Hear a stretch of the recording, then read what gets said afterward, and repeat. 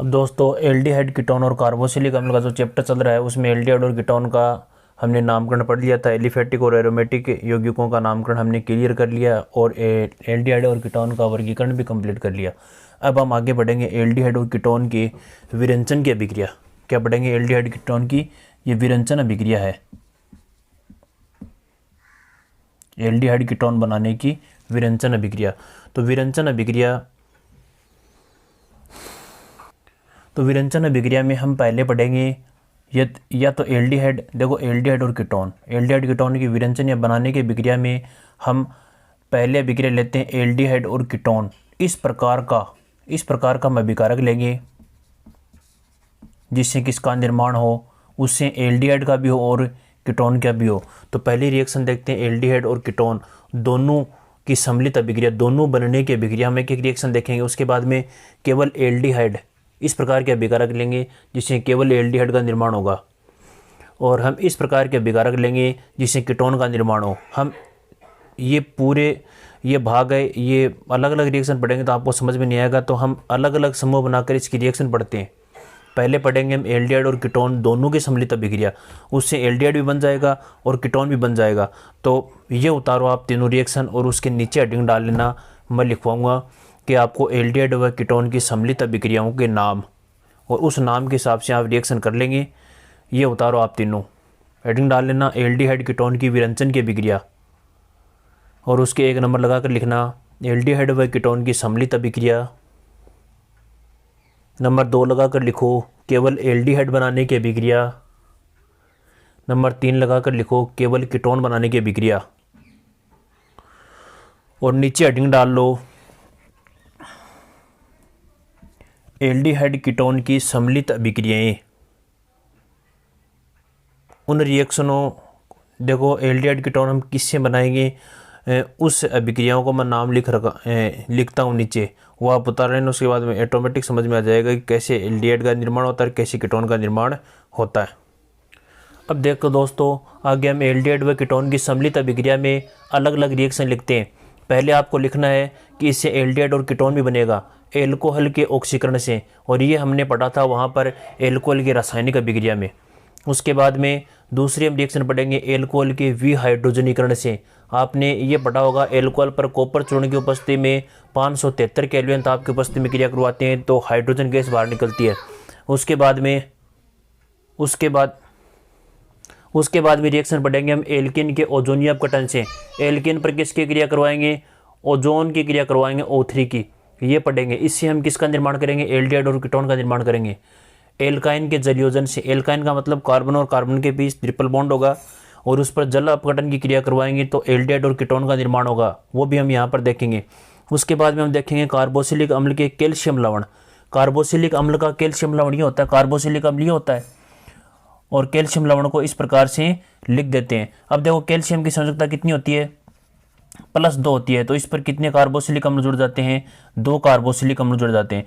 यदि एक मोनोकार्बोक्सिलिक अम्ल जुड़ता है तो इसे हम ये कहते हैं मोनोकार्बोक्सिलिक अम्लों के कैल्शियम लवण, मतलब फॉर्मिक अम्लों के कैल्शियम लवण। यदि यहाँ पर मैं फॉर्मिक अम्ल के अलावा यहाँ पर S जोड़ देता हूँ, यहाँ पर क्या जोड़ देता हूँ? मेथिल समूह जोड़ देता हूँ, तो बताओ ये कौन सा अम्ल है? एसिटिक अम्ल है। कौन सा अम्ल है? एसिटिक अम्ल। फॉर्मिक अम्ल के अलावा एसिटिक अम्ल हो सकता है, प्रोपियोनिक अम्ल हो सकता है। अब देखो इस H को हटा देता हूँ तो बताओ यहाँ पर माइनस है, यहाँ पर भी क्या है? माइनस। और कैल्शियम कितने जुड़ जाते हैं? 2 जुड़ जाते हैं भाई। एक कैल्शियम के साथ 2 क्या जुड़ जाते हैं? कार्बोक्सिलिक अम्ल जुड़ जाते हैं। इसका मतलब होता है फॉर्मिक अम्ल के अलावा, भाई फॉर्मिक अम्ल के अलावा अन्य, ये लिखा हुआ है फॉर्मिक अम्लों के अलावा अन्य अम्लों के कैल्शियम लवण। ये फॉर्मिक अम्ल के अलावा कोई अन्य अम्ल है उसके क्या हो गए? कैल्शियम लवण। इससे तो बन जाएगा कीटोन, और इससे क्या बन जाएगा? फॉर्मिक अम्ल से क्या बन जाएगा? ये फॉर्मिक अम्ल के कैल्शियम लवण है। तो मैं स्पष्ट यहाँ पर लिखवा दिया कि फॉर्मिक अम्लों के कैल्शियम लवण है, और ये फॉर्मिक अम्लों के अलावा अन्य कैल्शियम लवण है। फॉर्मिक अम्ल के कैल्शियम लवण, इससे तो बनाएंगे हम किसका निर्माण? एल्डिहाइड का। किसका निर्माण? एल्डिहाइड का। कैसे बनाएंगे वो आगे हम क्रियाविधि देखेंगे, और इससे हम किसका निर्माण कर देंगे? अब उसके बाद में यदि इसकी और इसकी हम क्रिया करवाएंगे तो भी किसका निर्माण होगा? एल्डिहाइड का निर्माण होगा। ये मैंने लिखा है फॉर्मिक अम्लों के कैल्शियम लवण और इसके अलावा कोई अन्य अम्लों के कैल्शियम लवण दोनों की क्रिया करवा देंगे तो किसका निर्माण हो जाएगा, एल्डिहाइड का। हम एक एक रिएक्शन आगे देखेंगे ताकि आप कंफ्यूज ना हो, इसलिए चार्ट बना दिया मैंने। उसके बाद में हम देखेंगे गिरनार अभिकर्मक। गिरनार अभिकर्मक के द्वारा किसका निर्माण करेंगे, हम एल्डिहाइड का निर्माण करेंगे। उसके बाद में जीएमडाई हैलाइड। जीएमडाई हैलाइड आपने पढ़ा कि जीएमडाई हैलाइड का मतलब क्या होता है, एक ही कार्बन परमाणु पर दो हैलाइड समूह का जुड़ना क्या कहलाता है, जीएमडाई हैलाइड। जैसे ये हैलाइड है, एक ही कार्बन परमाणु पर जुड़ना जीएमडाई हैलाइड। इस पर हम किसकी क्रिया करवाएंगे, जल की क्रिया करवाएंगे, जिससे किसका निर्माण हो जाएगा, एल्डिहाइड और कीटोन का निर्माण होगा। उसके बाद में आएगा ग्लाइकोलों के ऑक्सीकरण से। ग्लाइकोल का मतलब ये होता है दो OH निकटवर्ती कार्बन परमाणु पर दो OH समूह का जुड़ना ग्लाइकोल कहलाते हैं। इसका हम क्या करवाएंगे, ऑक्सीकरण करवाएंगे, तो निर्माण किसका हो जाएगा, एल्डिहाइड। और किसका निर्माण करेंगे हम, कीटोन का। कैसे करेंगे, अब हम एक एक रिएक्शन देखते हैं। तो आपको ये चार्ट पूरा ध्यान में रहना चाहिए। पहले देखो एल्डिहाइड और कीटोन की विरंजन की अभिक्रिया को हमने 3 भागों में बांटा। एक तो हम पढ़ेंगे एल्डिहाइड कीटोन दोनों की सम्मिलित अभिक्रिया, इनसे हम दोनों बनाएंगे। इसके बाद में कुछ रिएक्शन, एक दो रिएक्शन इस प्रकार से देखें, उससे केवल एल्डिहाइड बनेगा। और कुछ रिएक्शन इस प्रकार से देखते हैं, केवल कीटोन का निर्माण होता है। तो पहले आप चार्ट बनाओ ताकि आपके दिमाग में ये रहे कि हम इससे एल्डिहाइड कीटोन बना रहे हैं, इससे एल्डिहाइड कीटोन बना रहे हैं, एक एक से हम क्या बनाएंगे, एल्डिहाइड कीटोन। तो ये हेडिंग डालो, एल्डिहाइड कीटोन की सम्मिलित अभिक्रिया, दोनों बनाने की अभिक्रिया, विरंजन की अभिक्रिया और एक एक रिएक्शन। ये आपके सामने 8 रिएक्शन हम देखेंगे अलग अलग। तो आपको ध्यान में रहना चाहिए, यदि चार्ट आपके दिमाग में रहेगा तो अभिक्रिया करने में कोई परेशानी नहीं होगी। उतारो, आप फटाफट उतारो। और ये टोटल रिएक्शन हमारी पिछले चैप्टर में पूरी करवा दी है और वही रिएक्शन आगे आ रही है।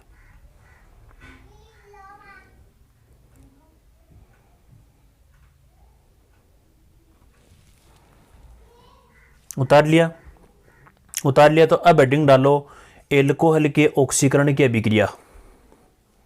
एल्कोहल के ऑक्सीकरण की अभिक्रिया। और हमने पीछे वाले एल्कोहल की जो रासायनिक अभिक्रिया उसमें पढ़ा था एल्कोहल के ऑक्सीकरण की अभिक्रिया में। और यह अभिक्रिया हमने एक वहाँ पर भी देखी थी कि 1 डिग्री 2 डिग्री और 3 डिग्री एल्कोहल में विभेद की अभिक्रिया सब करवाई हुई है। आपको ध्यान से एक एक रिएक्शन देखनी है और पीछे वाले चैप्टर का रिवीजन भी हो जाएगा यहाँ पर, ठीक है। अब देखो हेडिंग डाल लिया आपने एल्कोहल के ऑक्सीकरण की अभिक्रिया। तो हमेशा ऑक्सीकरण हमने ये पढ़ा था, ऑक्सीकारक की उपस्थिति में होता। ऑक्सीकारक हमने लिखा था पोटेशियम डाइक्रोमेट। एक तो ऑक्सीकारक लिखा था पोटेशियम डाइक्रोमेट और एक लिखा था KMnO4 पोटेशियम परमैंगनेट। ये ऑक्सीकारक होते हैं अम्लीय पोजीशन में। तो इसमें लिखो, देखो हमने वहाँ पर पढ़ा था, एक तो पढ़ा था 1 डिग्री एल्कोहल, एक पढ़ा था 2 डिग्री एल्कोहल। 1 डिग्री एल्कोहल के ऑक्सीकरण से हमेशा बनता है एल्डिहाइड। क्या बनता है, एल्डिहाइड। और 2 डिग्री से बनेगा कीटोन। क्या बनेगा, कीटोन। अब ये जानते हैं कि 1 डिग्री क्या होता है और 2 डिग्री क्या होता है। देखो इस चार्ट में पहली रिएक्शन पढ़ रहे हैं एल्कोहल के ऑक्सीकरण। तो इसमें लिखो 1 degree 2 degree, 1 degree 2 degree alcohol का ऑक्सीकरण, एल्कोहल का ऑक्सीकरण ये लिख लेना पोटेशियम डाइक्रोमेट K2Cr2O7 या पोटेशियम परमैंगनेट KMnO4 की उपस्थिति में करवाते हैं तो 1 डिग्री एल्कोहल से करवाते हैं तो 1 डिग्री एल्कोहल से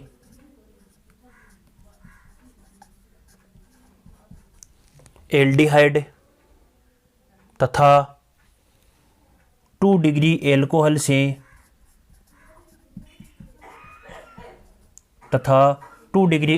से कीटोन प्राप्त होता है। कीटोन प्राप्त होता है। देखो रिएक्शन कीटोन प्राप्त होता है। अब देखो वहाँ पर पहले तो ये रिएक्शन देखो, ये क्या है 1 डिग्री एल्कोहल, और ये ले लेते हैं 2 डिग्री एल्कोहल। आपको समझ में आया होगा। ये तो है 1 डिग्री एल्कोहल, OH समोजिस कार्बन जुड़ा था, वह कार्बन केवल एक अन्य से जुड़ा है, इसका मतलब क्या है 1 डिग्री। ये OH समोजिस कार्बन जुड़ा था, वह कार्बन 2 अन्य से जुड़ा है, इसका मतलब ये क्या है 2 डिग्री एल्कोहल है। इस पर हम क्या करवाते हैं, ऑक्सीकरण की क्रिया करवाते हैं। इनमें से हमने एक ले लिया K2Cr2O7,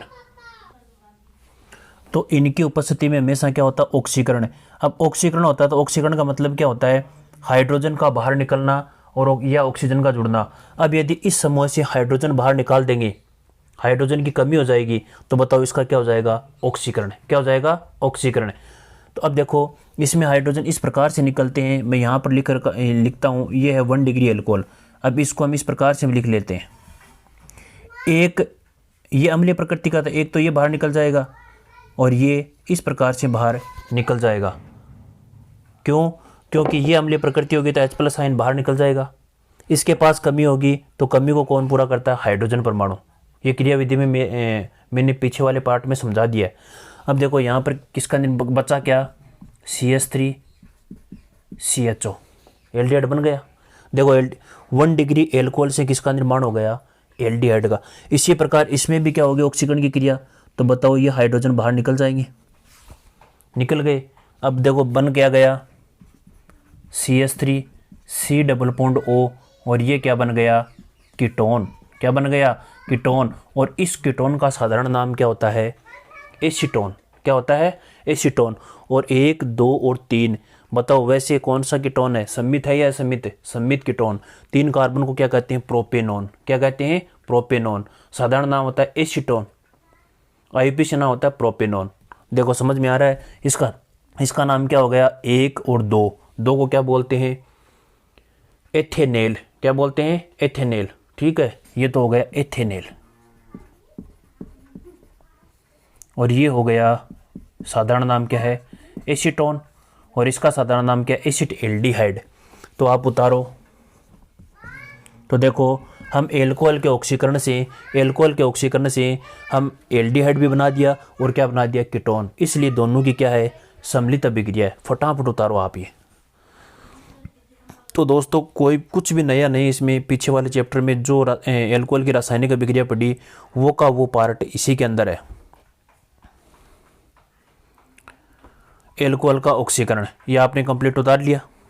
तो आपको करना क्या है, 1 डिग्री एल्कोहल से एथेनेल और 2 डिग्री एल्कोहल से कीटोन प्राप्त होता है। आगे यदि ऑक्सीकरण की क्रिया हो जाए, देखो ध्यान से, यदि हम कुछ भी नहीं मिलाते हैं तो आगे क्या होगा, उतार लिया आपने, तो थोड़ा समझो। यदि आगे ऑक्सीकरण की क्रिया होगी तो ये रिएक्शन वापस आएगी दोबारा। देखो किसका निर्माण होगा, इसमें ऑक्सीजन यहाँ पर जुड़ जाएगा, तो बताओ किसका निर्माण हो गया, कार्बोक्सिलिक अम्ल का। किसका निर्माण हो गया, कार्बोक्सिलिक अम्ल का। और इसका यदि हम आगे ऑक्सीकरण करेंगे किसमें, कार्बोक्सिलिक अम्ल में, तो हम एल्डिहाइड और कीटोन का क्या कर देंगे, ऑक्सीकरण कर देंगे। आगे रिएक्शन और मिलेगी एक बार। तो बताओ इससे क्या बनता है, एक आएगा पोपाफ का नियम, ये तो बन जाएगा एसिटिक अम्ल, और एक बनता है फॉर्मिक अम्ल। इससे भी एसिटिक अम्ल और फॉर्मिक अम्ल का निर्माण होगा। तो अब तो आपको केवल बनाना है एल्डिहाइड और कीटोन। एल्डिहाइड और कीटोन केवल बनाने के लिए हम इसका आगे ऑक्सीकरण रोकना पड़ेगा। अब रोकते किससे, कुछ न कुछ इसके अंदर मिला देते हैं। तो इसके अंदर मिलाते हैं, एक आता है सोरेट अभिकर्मक। क्या आता है, सोरेट अभिकर्मक, वो इसके अंदर मिला देते हैं। तो ये ऑक्सीकरण की क्रिया आगे एल्डिहाइड और कीटोन के आगे ऑक्सीकरण की क्रिया नहीं होगी। तो आप नोट लगाकर लिखो, इस प्रकार प्राप्त एल्डिहाइड एवं कीटोन का आगे ऑक्सीकरण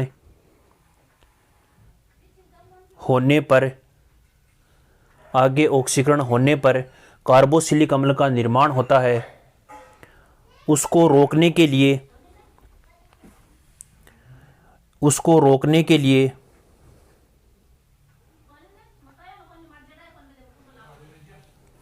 इसमें सोरेट अभिकर्मक सोरेट अभिकर्मक या पीसीसी मिला दिया जाता है। जहां पीसीसी लिखो आप, जहां पीसीसी में पी का मतलब पिरिमिडीन लिखो, पीसीसी फुल फॉर्म लिख लो, पिरिमिडीन क्लोरो क्रोमेट, इसे कहते हैं सोरेट अभिकर्मक। क्या कहते हैं? सोरेट अभिकर्मक। उतार लिया। पीसीसी का मतलब होता है पिरिमिडीन क्लोरोक्रोमेट, या इसे कहते हैं सोरेट अभिकर्मक। इसमें मिला देते हैं ताकि इसका ऑक्सीकरण क्या रुक जाए, आगे रुक जाए।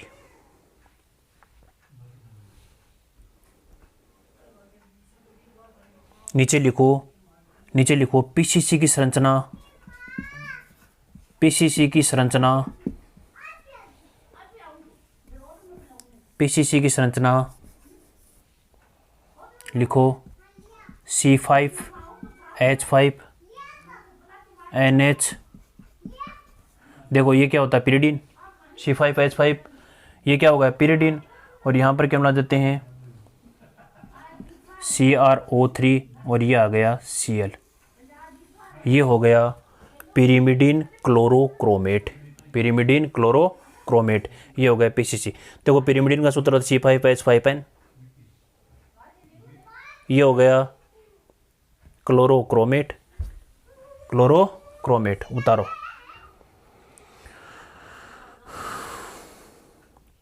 इसे कहते हैं सोरेट अभिकर्मक की क्रिया। सोरेट अभिकर्मक की संरचना ये हो गई। इसके अंदर इसको मिला देंगे तो आगे कार्बोक्सिलिक अम्ल का निर्माण नहीं होगा। आपने उतारा होगा, आपको समझ में आया होगा। एल्कोहल का ऑक्सीकरण 1 डिग्री से किसका निर्माण होता है? एल्डिहाइड का। और 2 डिग्री से किसका निर्माण होता है? कीटोन का निर्माण होता है। आगे ऑक्सीकरण रोकने के लिए हम क्या मिला देते हैं इसके अंदर? पीसीसी।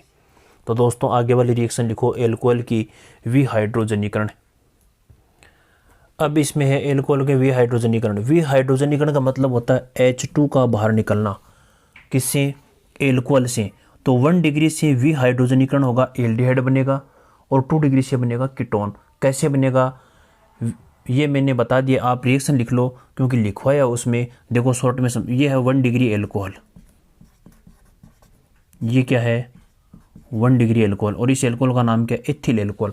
आईयूपीएसी नाम क्या है? एथेनॉल। और व्युत्पन्न पद्धति में नाम क्या इसे कहते हैं? कार्बिनोल और मेथिल कार्बिनोल।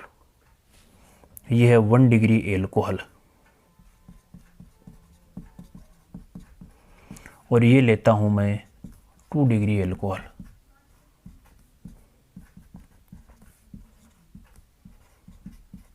एलसी का मतलब होता है एल्कोहल। अब इसकी हमेशा विहाइड्रोजनीकरण की क्रिया हमने देखी थी किसकी उपस्थिति में होगी? कॉपर चूर्ण की उपस्थिति में। कॉपर चूर्ण की उपस्थिति में। और ताप कर देते हैं 573 केल्विन। 573 केल्विन यदि ताप कर दिया जाए तो हमेशा क्या होगा? विहाइड्रोजनीकरण होगा। विहाइड्रोजनीकरण का मतलब H और H बाहर निकल जाएंगे। H और H बाहर, जिस प्रकार से ऑक्सीकरण की क्रिया हुई वैसे की वैसे यहाँ पर किसका निर्माण हो जाएगा? विहाइड्रोजनीकरण की क्रिया हो जाएगी।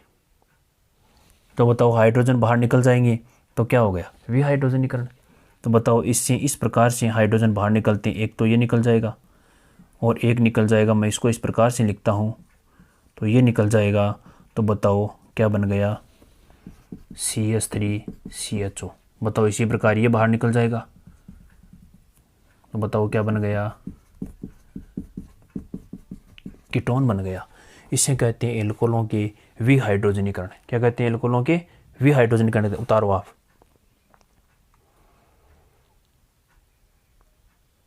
उतार लिया।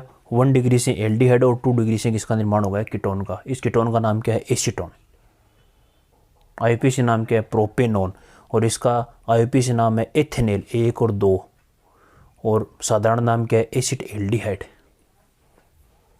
देखो एल्डिहाइड का साधारण नाम मैंने लिखाया था, एक के लिए क्या बोलते हैं फोरम, 2 के लिए एसिड, 3 के लिए प्रोपियोन, 4 के लिए ब्यूटेर, 5 के लिए वेलर और लास्ट में लगा देते हैं एल्डिहाइड।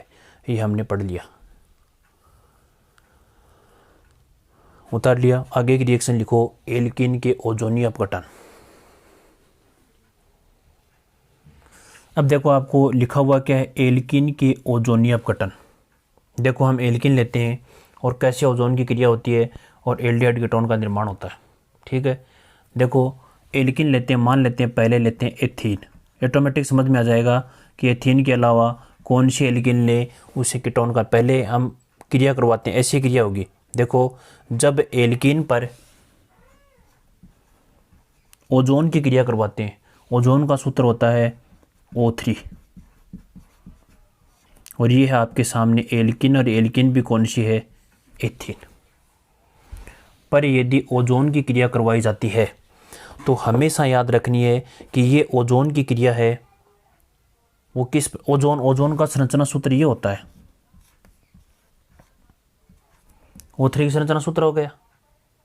ठीक है, अब इसको चक्रीय संरचना के रूप में इस प्रकार से जुड़ेगा, किस पर, एल्कीन पर। कैसे जुड़ेगा, एल्कीन पर। ठीक है, देखो कैसे मैंने इस प्रकार की संरचना बनाई है, वो इस प्रकार इस पर जुड़ेगी। ठीक है, अब देखो O3 की क्रिया, O3 का मतलब होता है ओजोन की क्रिया। ओजोन की क्रिया कहाँ पर होगी, द्विबंधित कार्बन परमाणु पर। कहाँ पर, द्विबंधित कार्बन परमाणु पर। देखो ये द्विबंधित कार्बन परमाणु है, यदि ओजोन क्रिया करेगा तो द्विबंधित कार्बन परमाणु हट जाएगा। तो बताओ इस कार्बन परमाणु पर कितने हाइड्रोजन है, 2 हाइड्रोजन, और इस पर भी कितने हैं, 2 हाइड्रोजन। ओजोन जुड़ेंगे तो एक ऑक्सीजन परमाणु ऊपर लिख देना और 2 नीचे लिख देना, दोनों कार्बन परमाणु के नीचे, और दोनों को आपस में क्या कर देते हैं, मिला देते हैं। इस प्रकार की संरचना को कहते हैं ओजोनाइड। क्या कहते हैं दोस्तों, ओजोनाइड कहते हैं।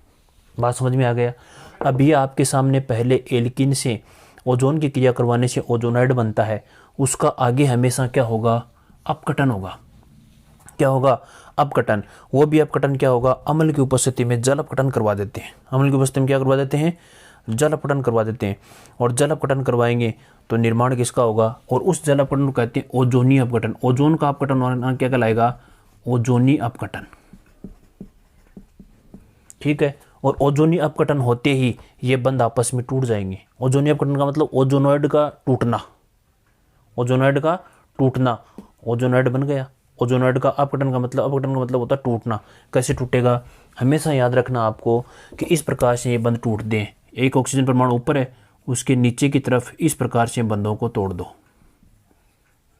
देखो इससे क्या बन गया, HCHO, HCHO बन गया।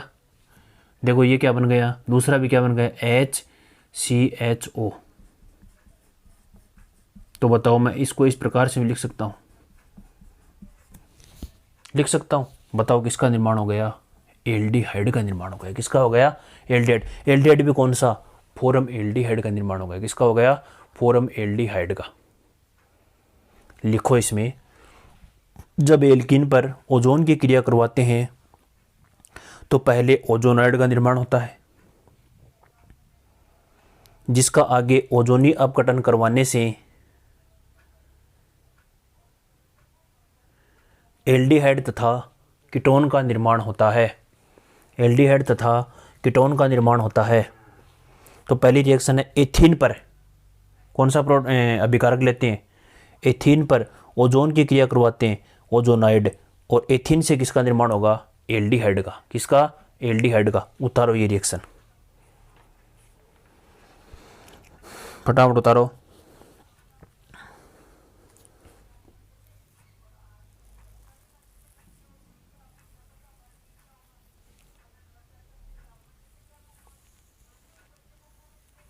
उतार लिया।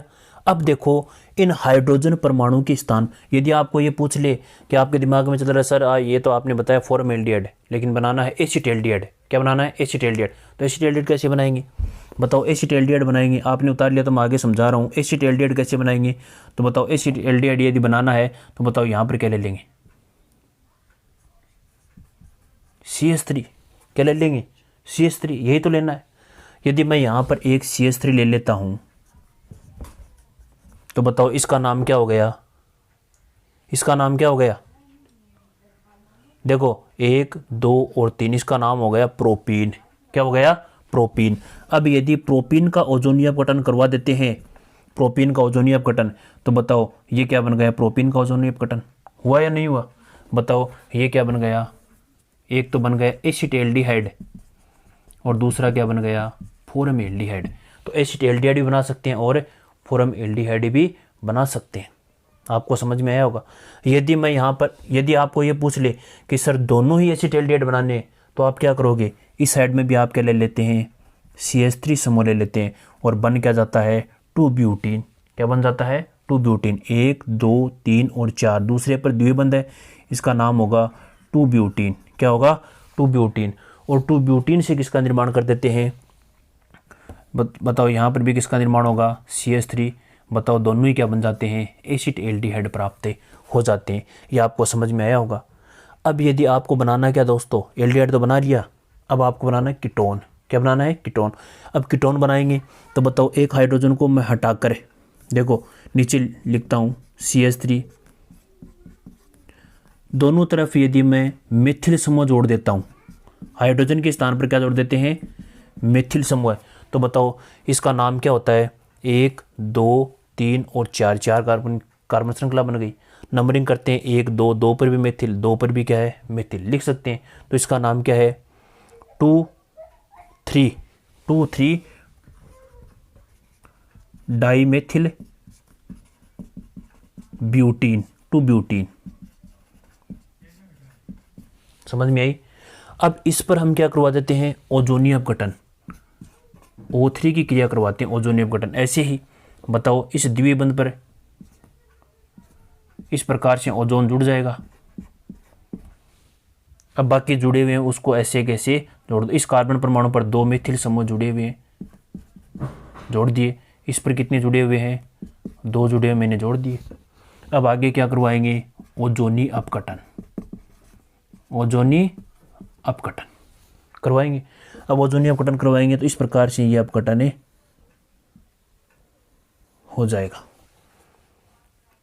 इस प्रकार से ओजोनीय अपघटन हो जाएगा। देखो ऐसे कैसे ओजोनीय अपघटन हो रहा है, जो किसका निर्माण होगा, CH3 C double bond O CH3, इस तरफ CH3 C double bond O CH3। बताओ 2 प्राप्त हुए या नहीं हुए, बताओ किसका निर्माण हो गया, किसका निर्माण हो गया, एसीटोन का निर्माण हो गया। किसका निर्माण हो गया, एसीटोन का। बताओ एल्डिहाइड भी प्राप्त कर लिया एल्किन के ओजोनीय अपघटन से और कीटोन का भी निर्माण हो गया। तो आपको ये ध्यान में रखना है कि यदि एल्डिहाइड का निर्माण करते हैं, आपको ये केवल क्रियाविधि याद करनी है कि ओजोन की क्रिया कैसी होती है, ऑटोमेटिक समझ में आ जाएगा आपको। जैसे प्रोडक्ट का नाम पूछे, एसिटाल्डिहाइड प्राप्त करना है तो वैसी एल्किन ले लो, यदि कीटोन लेना है तो वैसी एल्किन ले लो। तो एल्किन पर कैसे ओजोन की क्रिया करते हैं, तो दोस्तों आपको समझ में आया होगा। ये रिएक्शन और उतार लो आप, ये तो आपने उतार ली, ये और उतारो, हाँ ये और उतारो।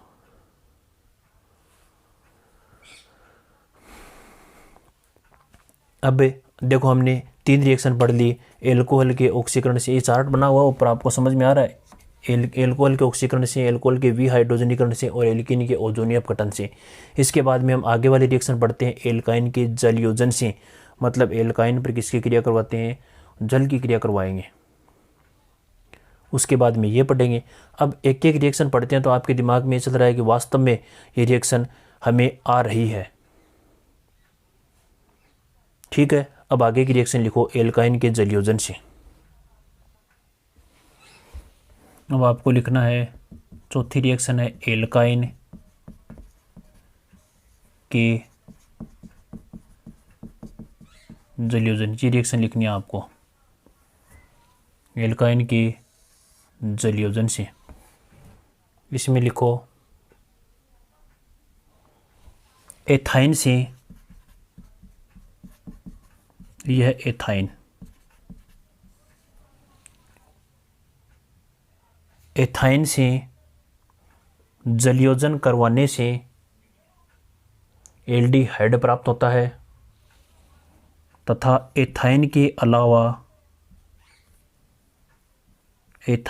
अलावा अन्य एल्काइन से, जैसे इसका नाम हो गया प्रोपाइन, जैसे प्रोपाइन पर जलयोजन की क्रिया करवाने से कीटोन का निर्माण होता है।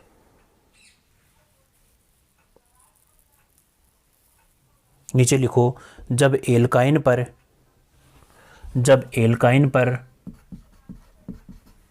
जल की क्रिया करवाते हैं तो जल की क्रिया मार्कोनिकोफ नियम के अनुसार होती है। अब आपको बताना नहीं पड़ेगा मार्कोनिकोफ नियम क्या है। मार्कोनिकोफ नियम ये होता है कि हाइड्रोजन परमाणु उस पर जुड़ते हैं जिस पर कम हाइड्रोजन परमाणु होते हैं, और OH किस पर जुड़ते हैं, अधिक पर जुड़ते हैं, कम पर जुड़ते हैं। हाइड्रोजन हमेशा अधिक पर जाते हैं और कम पर जुड़ते हैं OH। क्योंकि अधिक पर यदि ये कम पर चले जाएंगे तो एंटी मार्कोनिकोफ हो जाएगा। मार्कोनिकोफ नियम ये कहता है अधिक पर हाइड्रोजन और कम पर OH समूह जाते हैं। लिख लिया आपने कि जब एल्काइन पर जल की क्रिया करवाते हैं मार्कोनिकोफ नियम के अनुसार, तो जो उत्पाद प्राप्त होता है उस उत्पाद का चलावयवीकरण होता है। चलावयवीकरण का मतलब एक परमाणु दूसरे समूह पर चले जाते हैं। चलावयवीकरण होता है जिससे एल्डिहाइड तथा कीटोन का निर्माण होता है। जल की क्रिया करवा दी, जल की क्रिया कुछ मात्रा में क्या मिला देते हैं, अम्ल मिला देते हैं। ये तो आपने समझ। अब देखो, आप जानते हैं ये द्विबंध इसकी तरफ जाते हैं तो बताओ इस पर तो क्या आता है माइनस और इस पर क्या आता है प्लस। ये तो आप जानते हैं इस पर क्या है प्लस और इस पर क्या है माइनस। आपको समझ में आ गई होगी। अब देखो कंडीशन क्या होगी, इस पर तो क्या जुड़ जाएंगे CHOH, यहाँ पर क्या जुड़ जाएगा द्विबंध, यहाँ पर क्या होगा CH2। अब ये जो उत्पाद बनते हैं उसका क्या होता है चलावयवीकरण। क्या होगा चलावयवीकरण का मतलब ये होता है कि बताओ ये परमाणु किस तरफ जाते हैं। चलावयवीकरण का मतलब एक हाइड्रोजन परमाणु क्या करता है दूसरे परमाणु पर चला जाता है। देखो यहाँ पर ये हाइड्रोजन परमाणु है, देखो चलावयवीकरण का मतलब, तो ये क्या करता है अपने इलेक्ट्रॉनों को इस तरफ ले जाता है और ये क्या करता है इस तरफ लाता है। तो बताओ ये हाइड्रोजन परमाणु यहाँ पर चला जाता है, तो बताओ CH यहाँ पर क्या होगा द्विबंध और यहाँ पर क्या हो गया CH3। बताओ किसका निर्माण हो गया। हम इसको इस प्रकार से भी लिख सकते हैं, तो शॉर्ट में हम इस ऐसे लिखते हैं CH3 CHO। बताओ किसका निर्माण हो गया एल्डिहाइड का। किसका निर्माण हो गया एल्डिहाइड का। इसी प्रकार यदि इस पर हम जलयोजन की क्रिया करवाएंगे वही अम्ल की उपस्थिति में, तो बताओ किसका निर्माण होगा, तो ये इस तरफ आएगा। बताओ इस पर प्लस और इस पर माइनस, इस पर प्लस और इस पर माइनस। बताओ CH, इस पर आएगा OH, यहाँ पर द्विबंध और यहाँ पर क्या होगा CH2। कहने का मतलब है इसका नाम क्या होगा। देखो इसके अंदर इन भी है द्विबंध भी है, बताओ ओल भी है, तो इसका नाम क्या होगा इनोल। क्या होगा इनोल। पहले जो उत्पाद प्राप्त होता है इसे क्या कहते हैं इनोल कहते हैं। बात समझ में आ गई इनोल, क्योंकि O तो है इसका अनुलग्न और इन है इसका, तो शॉर्ट में हम क्या लिख देते हैं इनोल का निर्माण होगा। और इनोल क्या होता है अस्थायी। दोस्तों क्या होता है अस्थायी होता है। बात समझ में आ गई। अब इसका आगे हम क्या करवा देते हैं चलावयवीकरण। और चलावयवीकरण वैसे होगा, ये तो आ जाएंगे इस तरफ और ये हाइड्रोजन परमाणु यहाँ पर चले जाएंगे। तो बताओ किसका निर्माण होगा CH3 C double bond O, ये इस तरफ बंद आएंगे। तो बताओ कंडीशन क्या हो गई कीटोन का निर्माण हो गया। किसका निर्माण हो गया कीटोन का। बात समझ में। चलावयवीकरण मतलब हाइड्रोजन परमाणु निकटवर्ती कार्बन परमाणु पर चले जाते हैं। बात समझ में आ गई। ठीक है, इसे कहते हैं चलावयवीकरण। तो ये दोनों रिएक्शन उतारो। ये मैंने समझाया आपको कि हाइड्रोजन परमाणु ये द्विबंध इस तरफ जाएंगे, हाइड्रोजन परमाणु इस तरफ आएंगे, बंध के इलेक्ट्रॉन इस तरफ आते हैं। पहले किसका निर्माण होगा इनोल का निर्माण होगा। उतारो फटाफट उतारो एल्काइन के जलयोजन से। उतार ली। आगे हेडिंग डालो आप कार्बोक्सिलिक अम्लों के कैल्शियम लवणों से। कार्बोक्सिलिक अम्लों के कैल्शियम लवणों से।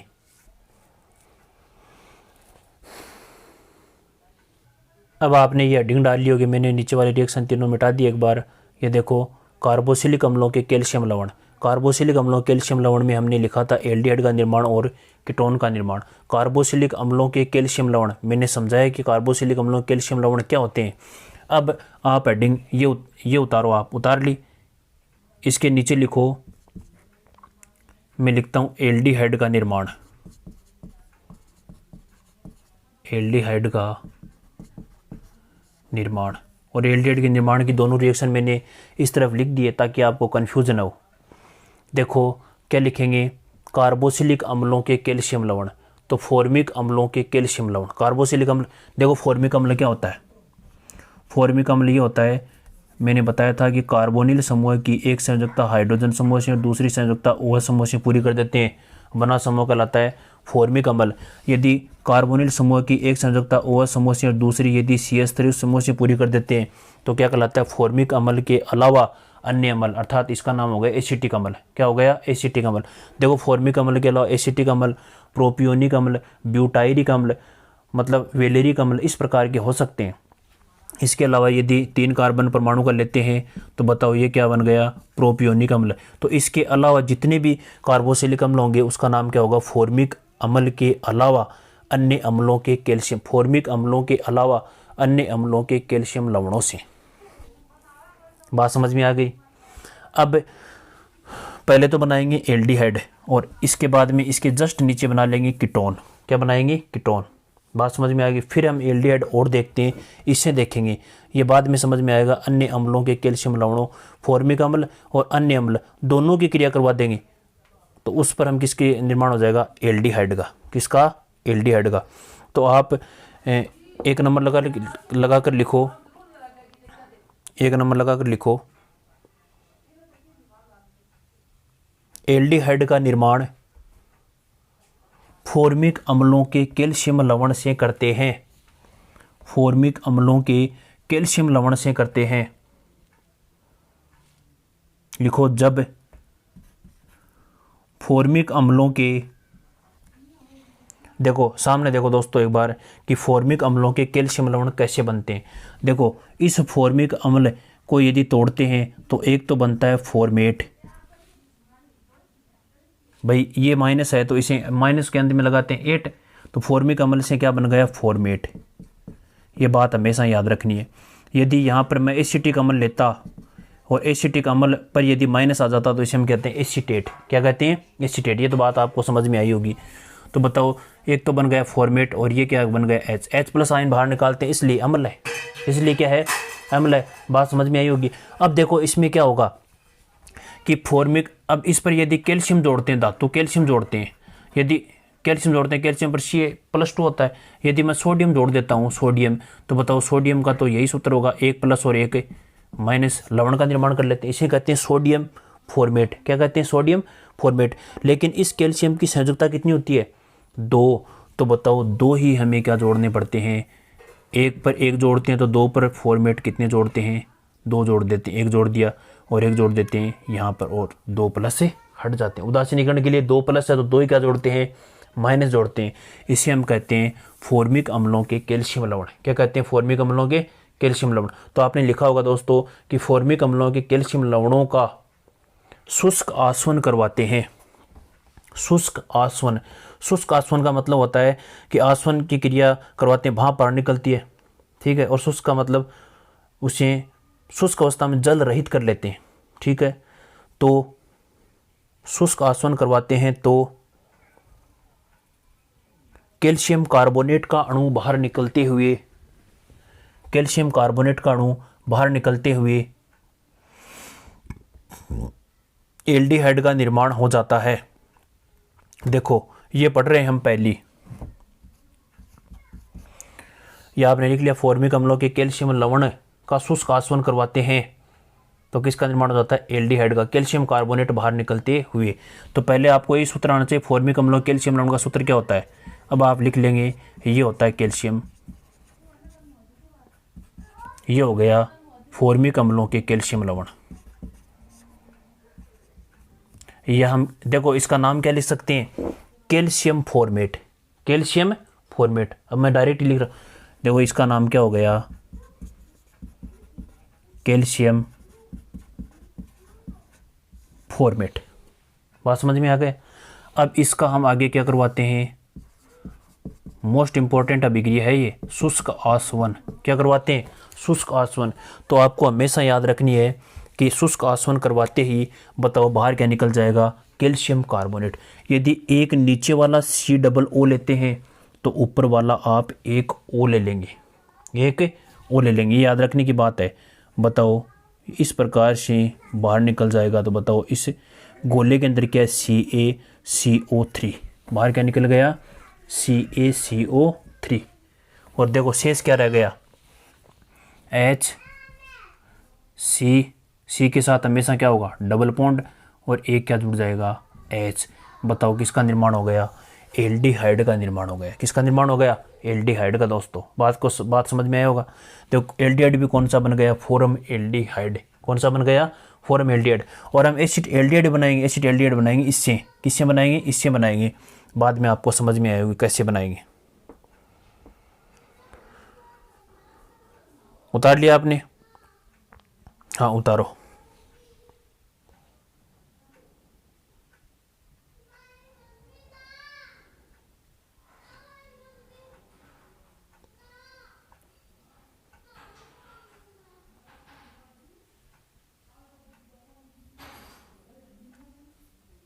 अब इसके नीचे थोड़ी सी जगह छोड़ देना आप, और उसके नीचे लिख लेना कीटोन का निर्माण।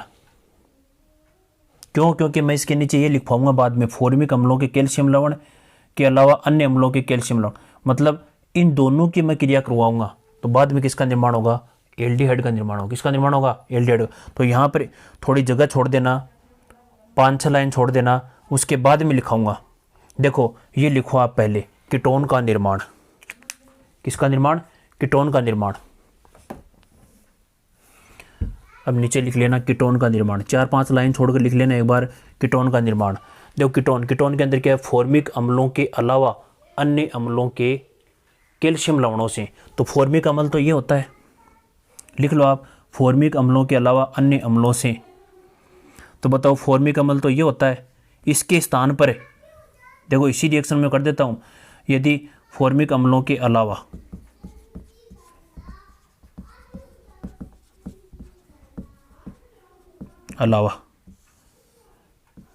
कैल्शियम लवणों से निर्माण किसका कर रहे हैं, कीटोन का। किसका कर रहे हैं, कीटोन का। ये देखो इसमें यदि मैं इसके स्थान पर CH3 समूह ले लेता हूं तो बताओ ये क्या हो गया, फॉर्मिक के स्थान पर क्या हो गया, एसीटेट। दोनों तरफ क्या ले लेते हैं, CH3। तो बताओ कैल्शियम एसीटेट, ये क्या बन गया, कैल्शियम एसीटेट। फॉर्मेट के स्थान पर क्या हो गया, कैल्शियम।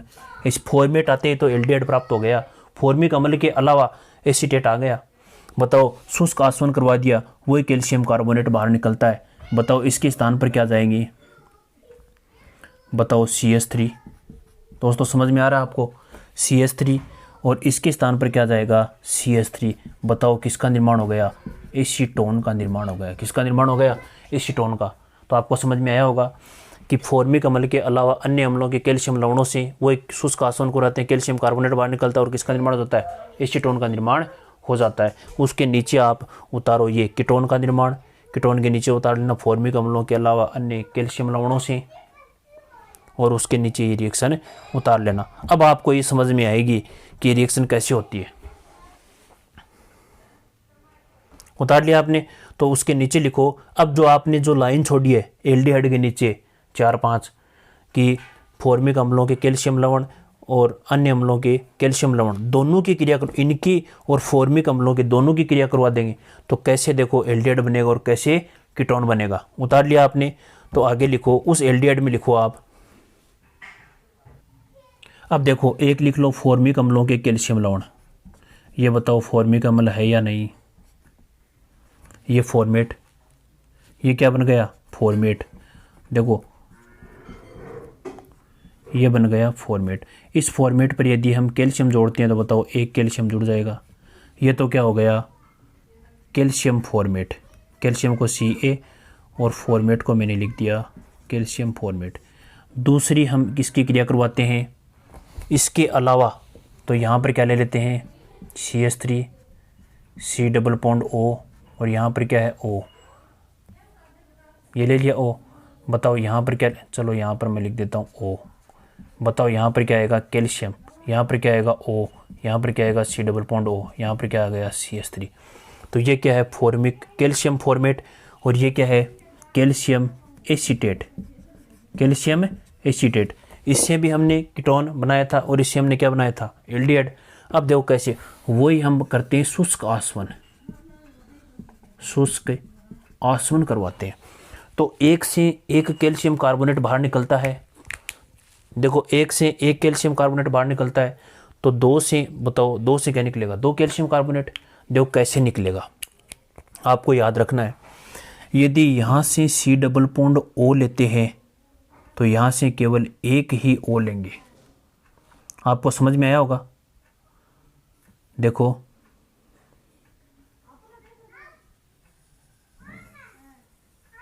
बताओ ये क्या हो गया CaCO3 हो गया। अब देखो इससे यदि Ca लेंगे, देखो इससे Ca लेंगे तो इससे क्या ले लेंगे O ले लेंगे। बात मेरी समझ में आ रही है भाई। इससे CO इस साइड से लिया है, इस साइड से हम क्या लेंगे CaO और इस साइड से क्या ले लेंगे C डबल बॉन्ड O। तो बात मेरी समझ में आई होगी दोस्तों। तो बताओ दो क्या निकले इस कोष्टक के अंदर, देखो दो क्या हो गए CaCO3 ये निकल गया, दो निकल जाएंगे CaCO3। अब देखो बताओ ये क्या है HC डबल बॉन्ड O, मैं लिखता हूँ HC डबल बॉन्ड O लिख लिया। अब इसके आगे देखो सामने क्या है CH3। बात समझ में आई है, ये क्या है CH3 और इसमें देखो इसमें क्या है ये है CH3 और इस साइड में क्या है C डबल बॉन्ड O और बताओ यहाँ पर क्या है H। दोनों सेम है या नहीं, एल्डिहाइड है। एल्डिहाइड भी कौन सा है एसिटेल्डिहाइड, कौन सा है एसिटेल्डिहाइड। इस प्रकार से किसका निर्माण हो जाता है फॉर्मिक अम्लों कैल्शियम लवण और अन्य अम्लों कैल्शियम लवण से किसका निर्माण कर देते हैं एसिटेल्डिहाइड का निर्माण कर देते हैं। इसको मैं इस प्रकार से भी लिख सकता हूँ शॉर्ट में CH3 CHO और कितने आ गए दो आ गए, कितने आ गए दो, उतारो आप।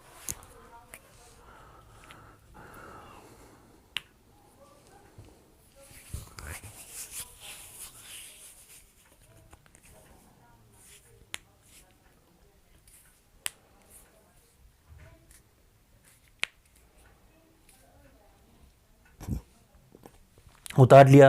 अब हम आगे वाली रिएक्शन लिखेंगे। आपकी कॉपी में देखो मैंने तो यहाँ पर मिटा दिया, लेकिन अपनी कॉपी में देखो कि हमने आगे रिएक्शन लिखी थी गिरनार अभिकर्मक से, गिरनार अभिकर्मक से। ठीक है, तो दोस्तों ये वीडियो बहुत लंबा हो जाएगा, इसलिए ये जो दो तीन रिएक्शन बचती है एल्डिहाइड कीटोन की सम्मिलित अभिक्रिया, एक तो आता है गिरनार अभिकर्मक के द्वारा और दूसरा था जेएमडाई हैलाइडों के द्वारा और दूसरा ग्लाइकोलों के द्वारा, वो हम आगे वाले वीडियो में देख लेंगे ताकि आपको लंबा नहीं लगे और आपको अच्छी तरह समझ में आ जाए। ठीक है, थैंक्स, धन्यवाद। ये चार्ट आपको याद रखना है। ठीक है, थैंक्स, धन्यवाद।